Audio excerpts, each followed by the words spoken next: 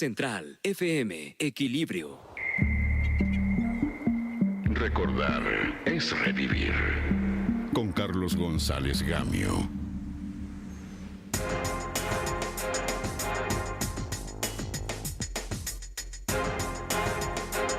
Y pues sí, recordar es vivir, y estamos, y me sorprende tanto, todos los años me sorprende tanto la veneración que hay por la Virgen de Guadalupe. Ayer iba yo saliendo del aeropuerto en la noche y ya había hordas que iban hacia la Basílica de Guadalupe, que llegan de toda la República Mexicana, que llegan por carretera, que llegan en bicicleta, llegan a pie, llegan ahí tirados en pick-ups, llegan en camiones de redilas, llegan con ofrendas por todas partes y con retablos de la Virgen y con flores y con quién sabe qué tal, y avientan copal y toda la cosa. Y tú aquí, ateo. Nada de eso, ¿no? Yo te voy a decir una cosa. Buenos días a nuestro auditorio, buenos días, Pedro. A este juvenil equipo que está con nosotros. El juvenil equipo, sí. Todavía le salen barros. No, yo le llamo la teoría del antimilagro. Porque yo veía desde chico bajar, como dices tú, hordas, miles y miles de ciclistas con camionetas, con las ofrendas, todo. Y luego el lunes que me paraba yo en la Avenida Las Palmas para tomar el camión para la escuela, ahí los veía subiendo, bueno, hechos pedazos, con las ellas crudos, cansados, con las... ¿Por qué crudos, No sé, porque no estaban bien cocidos. Dice, una cosa es acapulqueando y otra cosa es acapulqueando. Acapulqueando, sí. Andaban pulqueando ahí en la... Llegaban al Tepeyac ahí a acapulquear. Acapulquear. Entonces, pero bueno, la gente va a dar las gracias y ya ves que somos un pueblo eminentemente guadalupano. Sí, total. Entonces, en vista de que mañana es 12 de diciembre, me tomé la libertad de traer a un experto, un fanático de pues todos esos rituales religiosos. Está con nosotros Manuel Santiago, que es un investigador emérito de todos estos milagros de la fe, y platicamos de Tonantzin. Entonces, le vamos a ceder la palabra para que nos explique un poquito de dónde deriva este fenómeno. Porque te acuerdas que Monseñor Schulenburg desacralizó a... Fíjate que yo me sé esa historia y te voy a decir qué fue lo que sucedió. Schulenburg se enfrentó con Norberto Rivera Carrera. Entonces, Norberto Rivera Carrera tomó una declaración de Schulenburg cuando Schulenburg dijo que había varias versiones de San Juan Diego. Y que entonces que habría que ver cuál era la buena. Entiendo que había 5 versiones de Juan Diego que eran y entonces lo que dijo Schulenburg, o sea, como dicen en tiempos de Fox, lo que Schulenburg quiso decir, lo interpretó Norberto Rivera de otra manera, haciendo sentir que Schulenburg había negado la presencia de la Virgen, y entonces ¿sabes qué pasó? Le quitaron la basílica. Le quitaron la basílica. Sí, porque así se escuchó, ¿no? Así se entendió siempre, ¿no? Lo que acabas de decir, ¿no? Como que desacreditó totalmente. Sí, pero mira, había un cuate que era un experto en carambolas de 8 bandas, Norberto Rivera. Y vamos a hablar en términos de lana. El shrine, diría en Estados Unidos, el templo mariano más rentable del mundo americano, rentable, hablo de lana, pues es la Basílica de Guadalupe. Sí. Y era un control que tenía Schulenburg y que se lo arrebató Norberto Rivera en una reunión que tuvo con el Papa Juan Pablo II, justo cuando estaba llegando, porque se dio cuenta Schulenburg de lo que estaba pasando, fue a ver al Papa y cuando estaba entrando a audiencia ya había salido Norberto. Y ya le había dado en la torre al Schulenburg. Entonces lo único que comentó es, chin, se nos adelantaron. ¿Verdad? Bueno, pero después de todo, esta aparición de 1531 y hasta la fecha, pues se ha convertido en un ícono para la cultura latinoamericana. Pues sí, totalmente, pero incluso desde antes, ¿no? Es lo que platicábamos con Carlos. O sea, pues este lugar, bueno, el Cerro del Tepeyac, por milenios fue un lugar de peregrinaje muy, muy importante porque se veneraba a la Tonantzin y además a otras deidades, ¿no? Tonantzin quiere decir Nuestra Señora. Y bueno, pues desde hace muchos años, ¿no? Y bueno, pues entonces pues aprovecharon pues los españoles, ¿no? Y dijeron, bueno, pues este lugar, así como en muchos otros lugares, no por demeritar la fe de cada quien, ¿no? Eso es muy aparte. Es muy aparte.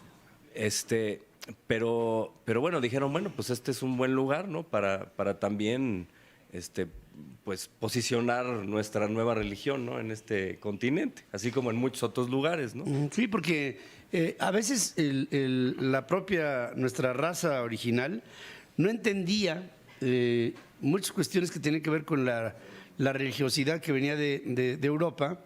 Entre ellas no podían entender cómo, en lugar de sacrificarse por Dios, habían matado a Dios en un crucifijo. Claro, sí, no. Eso no me podía No era entender. entendible. ¿Verdad? Sí, pero sin embargo estaban muy abiertos, ¿no? O sea, como la cultura o la filosofía de los pueblos mesoamericanos era de apertura. Sí. Entonces, cualquier cosa que llegase que fuera un añadido, ¿no? Era Para bienvenido. mejorar, sí, era bienvenido, lo que sea, ¿no? Incluso hay una filosofía, digamos que es como el pilar de la filosofía de los pueblos mesoamericanos, que Miguel León Portilla pues hizo todo un estudio sobre eso, que es la Toltecayot, ¿sí? Entonces la Toltecayot, una de sus premisas es, pues tú tolteca, los toltecas no eran los que habitaban Tula, pero ese es otro tema muy interesante, ¿no? Eran así todos los que vivían en Mesoamérica, y tolteca en realidad significa hombre de experiencia propia, y toltequidad es la maestría de vivir o el arte de vivir. Ya me estoy yendo por la tangente un poquito. Pero además, el tolteca tiene una esencia religiosa por antonomasia, ¿no? totalmente, y muy ligada al respeto de, digamos, de las fuerzas o de las energías o de las conciencias de la naturaleza y del cosmos, ¿no? Y eso pues se puede ver en muchos estudios, ¿no? Y uno de esos era el de la Tonantzin, ¿no? Entonces, La Coatlicue, por ejemplo. Y la Coatlicue, ¿no? Pues la Coatlicue era una representación de la tierra, ¿no? Y de la fertilidad. Y de la fertilidad, Y de la exactamente. maternidad. Exactamente. Y ellos estaban pues muy ligados a tenerle el respeto a todas estas fuerzas, ¿no? Entonces, siempre el respeto a la naturaleza. Pero yo ya me fui por la tangente y en realidad ya hasta se me perdió el hilo de por dónde íbamos, Pedro. No, bueno, lo que sí se tiene que puntualizar aquí es que la Virgen morena, Sí. la Virgen de nuestro color, es una mujer madre de Dios que le viene a dar un sentido de unidad a este sincretismo que se había presentado en nuestro territorio. O sea, estaba la cosmogonía de cómo se concebía el mundo después de la muerte. El cosmos. Sí, esa cosmogonía que era interpretada de otra manera diferente por el catolicismo, se tuvieron que juntar y el signo emblemático de lo que fue esa unión fue la Virgen. Pues de alguna forma, ¿no? Esa es una lectura pues bastante bonita y bastante interesante, pero ellos ya tenían una cohesión bastante sólida, ¿no? De cómo veían el mundo e inclusive de sus deidades. Incluso hay una cosa muy interesante porque se dice que eran pueblos politeístas, pero ellos creían en una unidad creadora o en un Dios creador, ¿no? Que es mucho más abstracto que el Dios católico, y es esta idea o el concepto del teotl, ¿sí? De lo divino, de la conciencia que creó todo. Y luego ya de ahí se desprenden Ometeotl, Ovesíhuatl, y pues se van desprendiendo diferentes energías, diferentes deidades. Pero has dicho la palabra, energías. Sí. Y era mucho por ese lado, ¿no? Era mucho por ese lado. Inclusive si hoy vas a comunidades donde hay poca influencia católica o cristiana, pues la gente te habla del espíritu, o de la energía del viento, o la energía del sol, O del de agua. la tierra, del agua, exactamente. No eran deidades tal cual, ¿no? Entonces sí era un concepto bastante... Pero eran vírgenes, ellos también querían a las vírgenes. Ah, sí, ese es un punto bien interesante Huitzilopochtli, del cual platicábamos. una virgen. Claro, que el concepto de la Virgen está en muchísimas culturas, ¿no? Entonces, bueno, pues en la cultura cristiana, pues la Virgen da luz a Jesucristo, pero aquí en Mesoamérica, pues Coatlicue da luz a Huitzilopochtli, ¿no? Y luego Quetzalcóatl también nace de una virgen, pero también muere y resucita, Y luego en el Popol Vuh tenemos a los gemelos que también nacen de una virgen y son perseguidos también y los quieren matar, así como Poncio Pilato quiso matar a Jesús. Y mueren y resucitan, ¿no? Y así en muchas otras culturas. El concepto del yin y el yang, ¿no? Es decir, sí, por supuesto. Es Jesús y la Virgen, Ajá. o el sol y la luna. Claro, claro. Que la luna representaba a esta parte femenina de la deidad y el sol era la masculinidad. La masculinidad, sí. Y entonces sí, este equilibrio que después algunas religiones, derivaciones de nuestro cristianismo, solamente se centran en Dios, desaparecen la figura de la Virgen en el protestantismo y solamente centran todo en torno hay de aquel que venere otras deidades que no sea yo, ¿no? Sí. Ajá. Y todo esto, en el continente americano, creo que tiene un sentido cosmogónico. Incluso el manto de la Virgen es un manto que refleja ahí Totalmente. todas las constelaciones la luna. Tiene un sentido, son símbolos, todo el atuendo de la Virgen. son las constelaciones. Todas las constelaciones de lo que es nuestro horóscopo, ahí están en el manto de la Virgen. Entonces, momento para nosotros sí es un momento religioso, sí, pero creo que también es un momento cultural importante. Muy importante. Esto con el que empezamos la plática. Y perdón, de cohesión cultural y pública y social, ¿no? También. Todo, miren. Nada más les pongo una que es preciosa, que tú lo vas a ver mejor que yo. En las culturas precolombinas se comulgaba, por ejemplo, aquí en los aztecas, mojaban la semilla de amaranto en sangre y se la comían, y era su forma de comulgar. En el catolicismo pues era la hostia, ¿no? ¿Qué se vende afuera de las iglesias cuando sales de misa?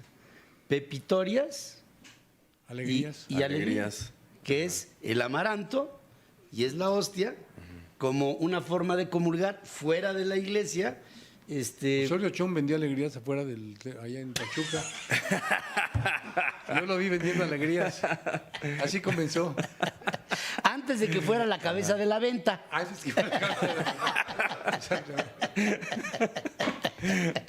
Bueno, pues son aspectos muy interesantes. Nada más un paréntesis. Hablando de los sacrificios humanos que hacían los aztecas, tú dices que no fue cierto que eso lo escribieron. Yo no digo que no. Fíjate que López Luján, que es un académico muy importante, también experto en sacrificios humanos, en el último congreso de sacrificios humanos dijo que sí habían muchísimas exageraciones en torno al tema de los sacrificios humanos. Y aquí, pues te voy a plantear dos puntos muy interesantes. Ningún español vio un solo sacrificio humano. Hernán Cortés viajó, ya sabes, desde Veracruz, llegó a Tenochtitlan, luego fue aquí al centro de México, llegó a Honduras. Nunca en ninguna de sus cartas dijo, yo vi un sacrificio humano. Siempre dijo, a mí me platicó menganito, tas. Es bien, y no digo que no, ¿eh? No, ¿sabes? Te voy a decir por qué creo que sí. Yo pienso que nosotros tenemos el escrúpulo de decir, pues no somos unos caníbales, ¿no? O nuestro origen no es un origen de antropofagia per se, pero pues las guerras floridas tenían como intencionalidad el capturar rehenes para dos funciones: una para la esclavitud y otra para el sacrificio a la deidad, que finalmente sí tiene un sentido el expiar digamos, con el sacrificio corporal, que incluso Salvador de Madariaga lo interpretaba como el privilegio de morir en aras de sacrificarte a Dios. Entonces, es una polémica. No, estos eran puntos nada más para ponerlos sobre la mesa. Yo no digo que no existieran. No. Y además está en casi todas las culturas del mundo.